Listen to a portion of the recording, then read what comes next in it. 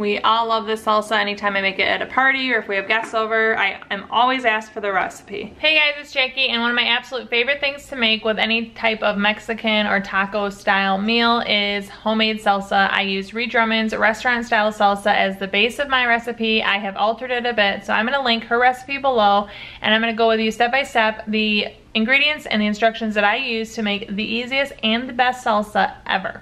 So I have 1 can of diced tomatoes, and I don't drain this one.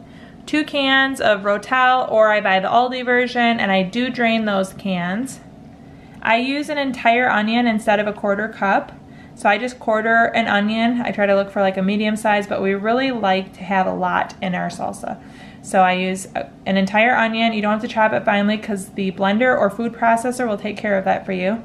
I use pretty much an entire bunch of cilantro. Again, we love it. I use 1 entire jalapeno, and I generally go for a big one. I don't take the membranes out, I don't take the seeds out. We like it spicy, so we use an entire one. And again, you don't have to finely dice it. The food processor or blender will take care of that for you. I have 1.5 tablespoons of lime juice. I don't use a fresh lime just because it's easier to keep a bottle in my fridge. I have 1 teaspoon of cumin, 1/2 teaspoon of sugar, and 1 teaspoon of salt. And finally, I use basically like 1/2 bulb of garlic.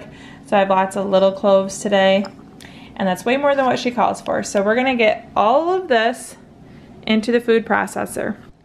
Okay, we're gonna add in all of the thick ingredients. Onion, garlic,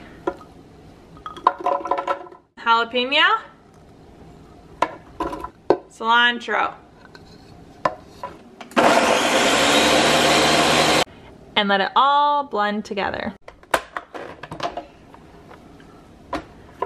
Kind of punch this stuff down, just help it a little bit. Adding the giant can of tomatoes with the juice.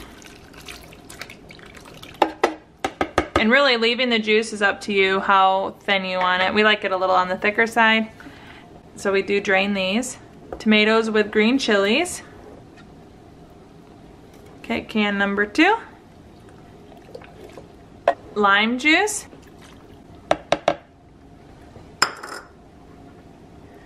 Salt. Sugar.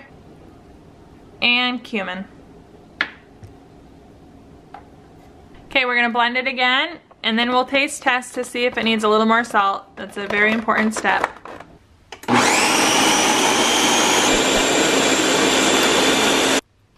And there's the beauty. Now I just need a couple kids to taste test because I'm still in my fasting window. We made a little sample bowl for her here.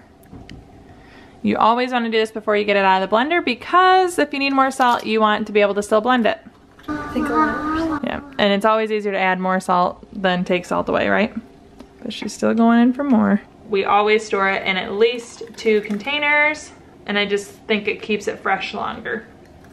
Especially if you're a family that shares and double dips. And now we will store it into the fridge until dinner time, and that helps all the flavors just have time to set together.